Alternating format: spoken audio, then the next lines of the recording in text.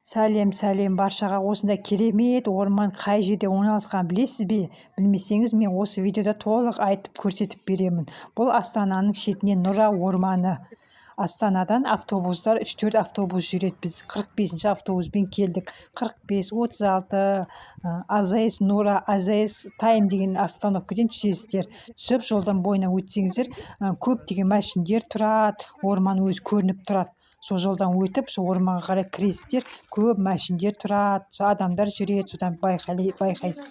Кірсеңіздер, мынандай керемет таза ауа бірден байқалады ауасы. Осындай ағаш домиктер жасалған, көп. Осындай орманның ортасында да ағаштар домиктер бар екен. Орманның өзіне барып алаша жайып отыруға болады, или сол домиктердің ішіне кіріп отыруға болады екен. Және де бұл жерде мынандай смородина варенье жасауға смородина көп өседі екен. Сол жерде апалар, адамдар андай шелектермен көп теріп жүр екен. Ауасы таза, керемет. Біздер автобуспен бардық. Сол машинамен барса, азанда кешке дейін отырып демалып қайтуға болатын керемет жер екен.